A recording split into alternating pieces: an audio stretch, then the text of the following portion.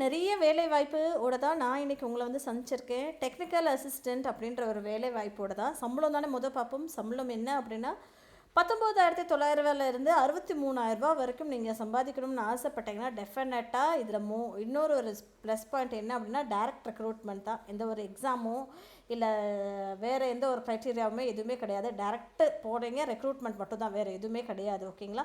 So அப்படிப்பட்ட ஒரு வேலை வாய்ப்போட தான் நான் உங்களை வந்து சந்திச்சிருக்கேன். மறக்காமல் சேனலை சப்ஸ்கிரைப் பண்ணிக்கோங்க. வீடியோவை ஃபுல்லாகவே பாருங்கள். உங்கள் ஃப்ரெண்ட்ஸ் அண்ட் ஃபேமிலி கிட்டையும் அதிகபட்சமாக ஷேர் பண்ணுங்கள். சரிங்களா மக்களே?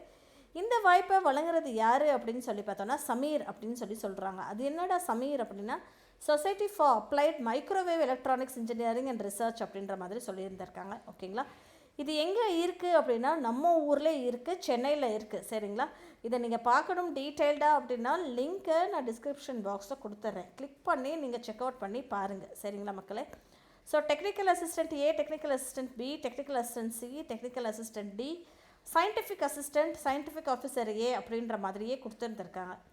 அது என்னப்பா அப்படின்னா எல்லாத்துலேயுமே 7th லெவல் கமிஷன் பிரகாரம் சேல்ரி ரேஞ்சு டிஃபர் ஆகுது. சரிங்களா?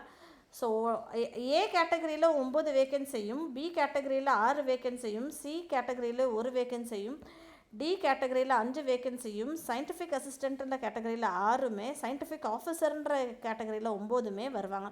ஸோ டோட்டலாக 36 வேக்கன்சிஸ் இருக்குங்க. ஓகேங்களா? ஸோ டெக்னிக்கல் அசிஸ்டண்ட்டில் வயசு வந்து 25 மேக்ஸிமம் இருக்கணுன்ற மாதிரி சொல்லியிருக்காங்க. இன்னொன்று டெக்னிக்கல் அசிஸ்டன்ட் பி கேட்டகரியில் 27 இருக்கணுன்றாங்க. டெக்னிக்கல் அசிஸ்டன்ட் சி கேட்டகரியில் 28 இருக்கணுன்றாங்க. டெக்னிக்கல் அசிஸ்டன்ட் டி கேட்டகரியில் 30 இருக்கணும். சயின்டிஃபிக் அசிஸ்டண்ட் கேட்டகரியில் 25, சயின்டிஃபிக் ஆஃபீஸர்ன்ற கேட்டகரியில் வந்து 28 இருக்கணும் அப்படின்ற மாதிரி சொல்லியிருந்திருக்காங்க. சரிங்களா? ஸோ டோட்டலாக 36 வேக்கன்சிஸ் இருக்குது. சம்பளம் எவ்வளோ கொடுத்துருக்காங்க அப்படின்றது இங்கே நான் கொடுத்துருக்கேன். 19,900 63,200 வரைக்கும் கொடுத்துருக்காங்க. சரிங்களா? டைரக்ட் ரெக்ரூட்மெண்ட்டு தாங்க. மோஸ்ட்லி எலக்ட்ரானிக்ஸ் அண்ட் மெக்கானிக்கல் படிச்சிருக்கணும் அப்படின்ற மாதிரி சொல்லியிருந்திருக்காங்க. 10th ஐடிஐ முடிச்சிருந்தாலே அப்ளை பண்ணலாம் அப்படின்ற மாதிரி தான் சொல்லியிருக்காங்க. டிப்ளமோ ஐடிஐ முடிச்சிருந்தாலே போதும் அப்படின்ற மாதிரி தான் எதிர்பார்க்குறாங்க. சரிங்களா? எல்லா வேலை வாய்ப்புக்குமே ஐடிஐ முடிச்சிருக்கணும் அப்படின்ற மாதிரி அவங்க சொல்லியிருந்திருக்காங்க. சரிங்களா?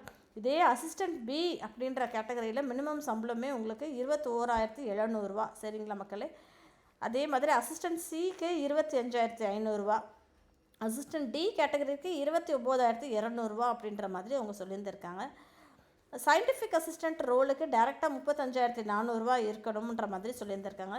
சயின்டிஃபிக் ஆஃபீஸர் ஏ கேட்டகரியில் வந்து 44,900 இருக்கணுன்றது எக்ஸ்பெக்ட் பண்ணுறாங்க. ஓகேங்களா?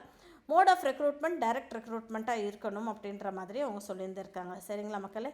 ஜென்ரல் கண்டிஷன்ஸ் அப்படின்ற மாதிரியும் சில விஷயங்கள் எல்லாம் கொடுத்துருக்காங்க. அதோட லிங்க்கை நான் டிஸ்கிரிப்ஷன் பாக்ஸில் கொடுத்துட்றேன். 27 பக்கத்துக்கு அவங்க வெளியிட்டிருக்காங்க. ரீட் பண்ணிவிட்டு நீங்கள் அப்ளை பண்ணுங்கள். ஆல் தி பெஸ்ட் மக்களே.